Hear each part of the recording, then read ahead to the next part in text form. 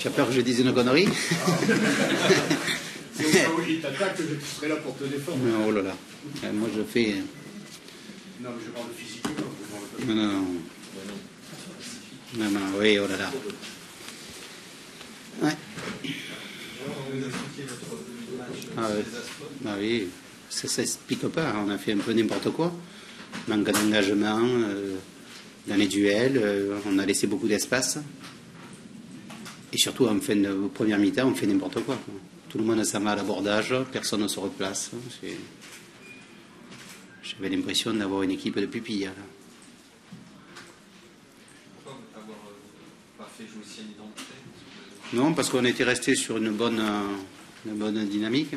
Le petit avait été bien. C'est pour cela. Mais bon, le constat fait que 2 matchs en très peu de temps l'a fait un petit peu fatigué. On avait vu à ce choc qui manquait de vitesse de pointe quand même. Mais non, mais non, ça c'est pas une question de vitesse de pointe. On classe ça dans l'accidentel ou est-ce que c'est inquiétant? Quoi? Le contenu de... Ah mais le contenu, on a ça depuis le début de saison. Une mi-temps sur 2. Alors des fois c'est la première mi-temps, des fois c'est la seconde. Aujourd'hui c'était la seconde. Bon, on va garder quand même le positif pour finir sur une bonne note. On est revenu quand même 2-0 à 2-2, et à 10. C'est pas mal.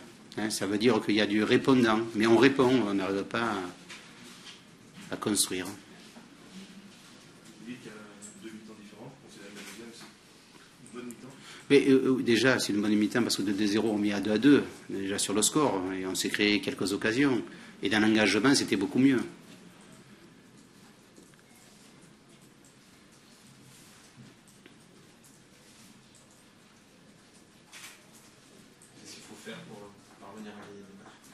Ah, là, il va falloir continuer à travailler. On va partir au Maroc.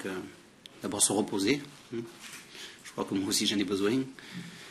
Et bien travailler au Maroc pendant la semaine de préparation que l'on va avoir.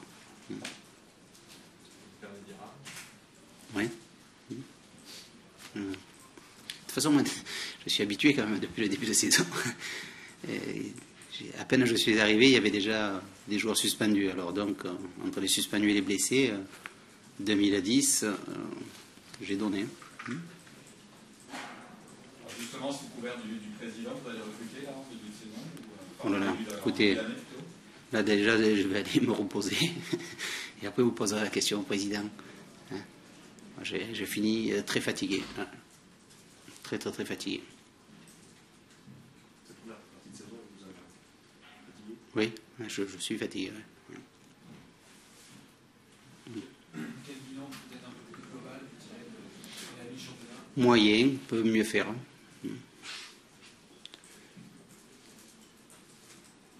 Qu'est-ce que vous avez dit à vos joueurs en vestiaire?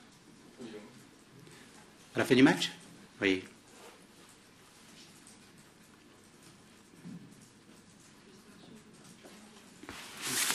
Juste des blessés qui ont été touchés ou qui ont souffert physiquement? Je ne sais pas, il faut voir avec le docteur. Non, moi j'ai vu le docteur. Oui, il n'est pas là.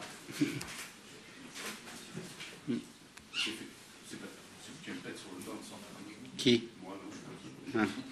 Non, peut-être Michel, peut-être c'est claqué sur le banc, Michel. Peut-être. Non, non. Allez, bonsoir, bonnes vacances. Je ne le rendrai pas. Je suis bien coiffé. Qu'est-ce qu'on peut ajouter à ce que vient de dire Jean? Je crois pas grand-chose, vous l'avez entendu, tout a été dit. Une première mi-temps étonnante. Étonnante parce qu'il y avait, avant le match, de l'envie quand même, surtout pour un match à domicile contre le dernier, enfin un des derniers de la classe. C'est toujours comme ça d'ailleurs. Nous, on a une spécialité depuis quelques années, on remet un peu en piste les équipes en difficulté. Forcément, à un moment ou à un autre, d'ailleurs, ça doit arriver, ça nous tombe souvent dessus. Mais la faute, c'est nous, quoi. On n'a pas su s'imposer dans ce début de match. On a subi un pressing, pas su bien conserver ou relancer le ballon. voilà, comme l'a dit Jean, on est dans la réaction, c'est-à-dire qu'en deuxième mi-temps, finalement, on fait plus d'efforts à 10 contre 11. On arrive à égaliser dans ces conditions. C'est dommage de ne pas pouvoir comprendre qu'un match, ça dure 90 minutes. Vous avez un mot des joueurs à la fin du match? Oui, je leur ai dit que c'était bien d'être revenu, que la première mi-temps que j'avais vue, j'espère ne jamais plus la revoir, et que dans les temps forts, il faut aussi rester un peu plus calme et être un peu plus serein. Donc, à 2-0, vous êtes dit cette fois on va la perdre? Là, j'aurais pas parié un copec, oui, qu'on serait revenu dans le match. Est-ce qu'on peut employer le mot de bilan à la trêve? On est à la 19e journée. Est-ce qu'il est mauvais? Est-ce qu'il est très moyen? Est-ce qu'il est juste moyen? Écoute, il est comptable, hein. Pour moi, un bilan, c'est comptable. Ça nous fait quoi, 27 points? C'est très médiocre. Donc, c'est les points perdus qui ne se rattrapent pas, ou difficilement. Donc, c'est un mauvais bilan comptable. Hein. Je ne sais même pas combien on va être au classement, mais bon. Hein? 8e. Tout le monde a joué, oui. Ouais. Il y a encore eu des nuls, sûrement, non? Ouais. Alors, encore une fois, c'est la bouteille à moitié pleine ou à moitié vide, quoi. Donc, on ne se fait pas distancer, mais on aurait pu reprendre quelques points. Mais bon, globalement, c'est pas satisfaisant. Alors, si on veut être très optimiste, on dit que c'est 7 points de plus que sur la deuxième partie de la saison passée. Donc, si on fait une bonne deuxième partie de saison, on peut tout espérer. Mais moi, je ne suis pas inquiet sur la qualité du groupe, ni sur la qualité des joueurs qui composent cette équipe. Il y a du talent. Ce qu'il faut, c'est jouer avec plus de détermination, ensemble, et du début du match jusqu'à la fin. Cette deuxième mi-temps, pour ceux qui s'en souviennent, elle me rappelle un peu la mi-temps le match de Grenoble où on a gagné à 9 contre 11. Parce que là, on s'est réveillé. Alors peut-être que je vais demander au coach de nous faire jouer à 10 contre 11 depuis le début, et que globalement, ce sera positif. Mais on sent que ces garçons ont besoin d'être touchés dans leur amour-propre, dans leur orgueil, pour réagir. Bon, c'est dommage, parce qu'encore une fois, je le dis, je pense qu'il y a du talent et on mérite mieux que le nombre de points que nous avons pris aujourd'hui. C'est réaliste encore de parler d'Europe aujourd'hui? Tu voyais qu'on est 8e, alors je ne sais pas combien on est des places européennes. Toujours à 4 points. Bon, c'est vraiment un championnat curieux. Surtout par rapport quand on voit le niveau de jeu de l'équipe. Non, mais si on n'est jamais qu'à 4 points, je te rappelle que l'année dernière, on avait 8 points d'avance sur Marseille, enfin 5 virtuels, puisqu'ils avaient un match en moins. Ça ne nous a pas empêché de finir 6e. Donc, dans ces conditions, il n'y a pas de raison de ne pas penser qu'on peut faire mieux. Puis, de toutes les façons, il faut le vouloir. Moi, j'ai pas envie de voir une deuxième partie de saison pour meubler mes soirées. Je veux voir des victoires, je veux voir du match, je veux voir du foot, je veux voir du jeu.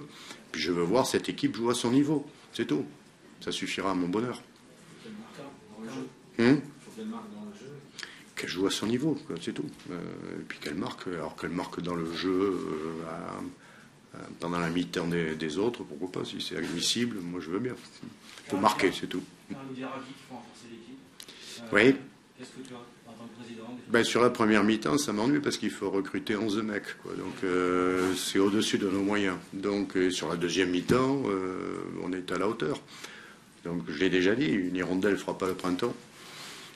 C'est justement, c'est peut-être trop souvent chercher des excuses, les suspensions, les blessures, le poids du passé, le machin, le truc, et maintenant le joueur qui va manquer pour qu'on soit champion du monde.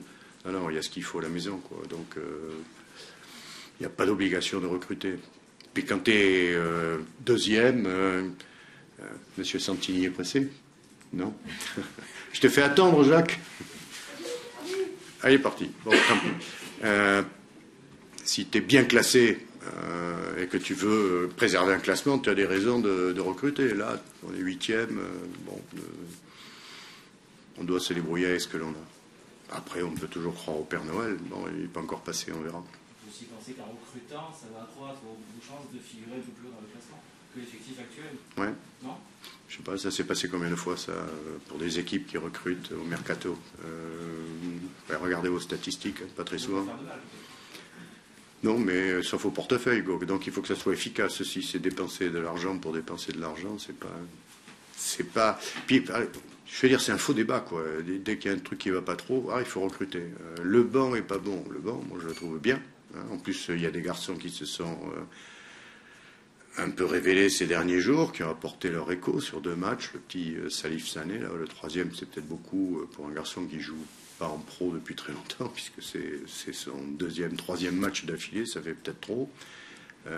On a devant Cheikh Diabaté qui a été aussi positif dans son comportement sur le terrain et dans ce qu'il a apporté dans le jeu. Voilà, donc le recrutement, c'est toujours le remède quand on ne sait pas quoi faire d'autre. Et moi, je pense qu'il y a autre chose à faire. Alors, c'est pas interdit, mais la priorité, c'est de retrouver, encore une fois, des garçons au niveau qui est le leur. Un mot sur la réaction du public. On a l'impression, le sentiment qu'il y a une cassure ce soir, un petit peu. Oui, il y a une cassure. Non, ils n'étaient pas contents, mais ça, moi non plus. Hein, donc, comme je ne peux pas trop siffler et balancer les trucs de la place que j'occupe, pas que je donne le mauvais exemple. Bon, mais que les types ne soient pas contents, je comprends. Quel supporter était content? Ceci étant, vous avez vu aussi qu'ils sont prêts aussi à les encourager à nouveau, parce que quand on est revenu à 2-1, ça allait mieux, à 2 partout, presque la première mi-temps était oubliée. Puis à la fin, on réalise qu'on a fait encore de matchs nuls à la maison et on n'est pas content.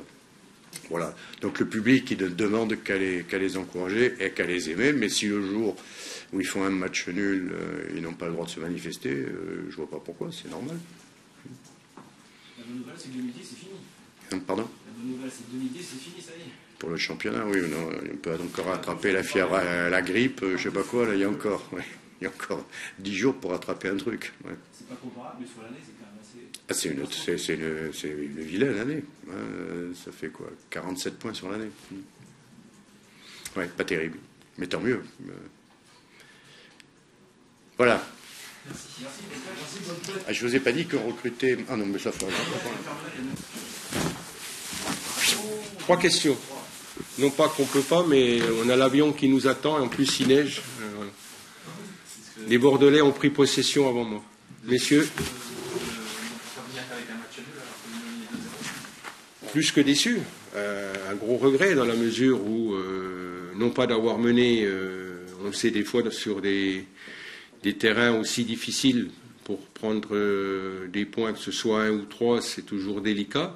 Non, c'est l'action qui amène le but égalisateur, alors que les Bordelais, étant à 10, se retrouvent un de leurs joueurs isolé à la ramasse, alors que normalement il aurait dû être ou marqué ou au moins contrôlé. Et c'est là-dessus, bien entendu, puisqu'il amène le but égalisateur, que j'ai un gros regret par rapport à cette rencontre. Autrement, il n'y a pas grand-chose à dire, puisqu'une nouvelle fois... entre les blessures et les fatigues des joueurs, puisque ça fait une dizaine de jours qu'ils ne peuvent plus s'entraîner convenablement, le double report de notre match de Caen, les joueurs ont été vraiment au bout de leur réserve, qu'elle soit physique mais surtout psychologique, avec le premier forfait, avec l'absence de notre coach. C'est pour ça que vous avez reculé en deuxième mi-temps. Bordeaux, on les connaît, hein, c'est puissant, et donc en plus avec... et c'est pas un hasard que Jean Tigana a placé Fernando derrière, qui est une rampe de lancement. Non seulement il sent le jeu, mais aussi d'une très grande qualité.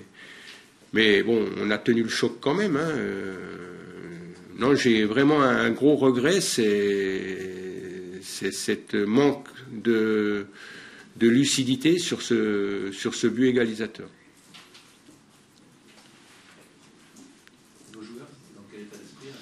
Le vestiaire était très très déçu, hein, parce que en plus il venait d'apprendre aussi tous les résultats de nos concurrents,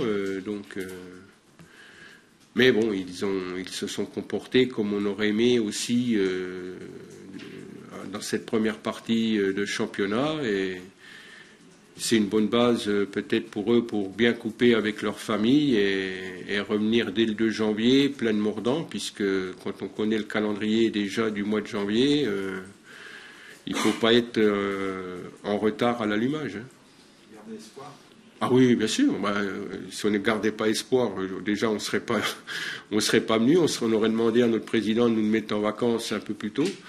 Non, je crois qu'il faut garder espoir. Maintenant, il y a des choses qu'on essaye de remettre en place. C'est pas évident, d'autant plus, comme je vous dis, depuis une dizaine de jours. Et déjà, avant d'aller à Lorient, on était un peu pénalisé à cause des terrains synthétiques. Donc, non, je crois que, bien sûr qu'on garde un grand espoir. Hein.